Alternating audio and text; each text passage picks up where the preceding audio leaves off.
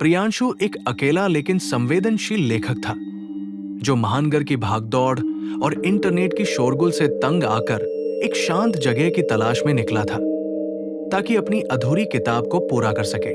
उसकी खोज एक छोटे से उत्तर भारतीय गांव के पास एक बेहद पुरानी और सुनसान हवेली पर जाकर खत्म हुई, जो दिखने में भले ही टूटी फूटी थी, लेकिन उसमें एक अजीब सा आकर्षण था, जैसे दीवारों में कोई दबी हुई कहानी खुद को सुनवाना चाहती हो। हवेली में लकड़ी की पुरानी सीढ़ियां थी, बड़े बड़े शीशे लगे खिड़की दरवाजे थे, और कमरों की छत इतनी ऊंची कि आवाज देर से गूंजती थी। सब कुछ शांत लग रहा था, मगर एक चीज थी जो बाकी सबसे अलग थी। ऊपर की मंजिल पर एक गहरा लाल रंग का दरवाजा, जो मोटे लोहे की कुंडी और भारी ताले से जड़ा हुआ था। मकान मालिक, जो उम्रदराज था और आंखों में डर लिए चलता था, उसने घर दिखाते हुए बस एक बात साफ कही थी: इस दरवाजे को कभी मत खोलना, चाहे अंदर से कोई पुकारे भी तो भी नहीं। वहां जो है वो रह जाए वही। प्रियांशु ने इसे गांव की पुरानी अंधश्रद्धा समझकर अनसुना कर दिया और अपने काम में लग गया। शुरुआत के कुछ दिन अच्छे गुजरे। हवेली में सन्नाटा था और लिखने का मन शांत रहा, लेकिन जैसे जैसे रातें बीतने लगी, हवा भारी होती गई और चीजें धीरे धीरे अजीब लगने लगी। वो अक्सर महसूस करता कि कोई उसकी खिड़की के बाहर से देख रहा है, या जैसे सीढ़ियों पर कोई चलता है, मगर जब वो देखने जाता कोई नहीं होता। सिर्फ एक सर्द हवा जो कमरे में दाखिल होकर छत तक सरसराती थी। एक रात 2 बजे उसकी नींद टूटी।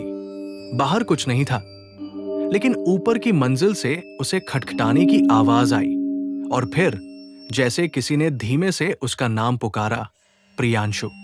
खोलो ना, ठंड लग रही है। उसकी रीढ़ में एक सिहरन दौड़ गई, मगर उसने हिम्मत कर दरवाजा नहीं खोला। लेकिन अब ये रोज की बात हो गई। हर रात 2 बजे पर वही आवाज, कभी रिरियाती हुई, कभी गुस्से में, कभी गहरी सांसों के साथ। एक दिन उसने गांव के मंदिर में पुजारी से पूछा, तो वो तुरंत गंभीर हो गया और बोला, उस कमरे में ठाकुर तेजपाल ने अपनी पत्नी को काले जादू के चक्कर में जिंदा जला दिया था। औरत की आत्मा आज भी वही कैद है, लेकिन उसे आजादी चाहिए। और हर 11 साल बाद जब दरवाजा अपने आप हल्का होने लगता है, वो बाहर आने के लिए किसी नए शरीर को खींच लेती है। दरवाजा किसी ताले से नहीं, आत्मा से बंद है, और एक बार खुला तो फिर उसे बंद करने के लिए कोई और चाहिए। प्रियांशु ने मुस्कुराकर सब बातें मन में दबा दी, लेकिन अब रातों को वो नींद में दरवाजे के पास खिंचा चला जाता। वो खुद को रोक नहीं पा रहा था, जैसे कोई अदृश्य डोर उसकी आत्मा को खींच रही थी। और फिर एक रात जब घड़ी ने 2 किया, वो अपने आप दरवाजे के सामने खड़ा था। हैरानी की बात यह थी कि दरवाजे पर ताला अब नहीं था। दरवाजा हल्का सा खुला और अंदर से हल्की लाल रोशनी झांक रही थी। वो अंदर गया और देखा, कमरा बहुत साधारण था, मगर अजीब रूप से ठंडा। फर्श पर एक गोल आकृति थी, राख और भस्म से बनी हुई। दीवार पर एक टूटी हुई पुरानी घड़ी, और सामने एक बड़ा धुंधला आईना।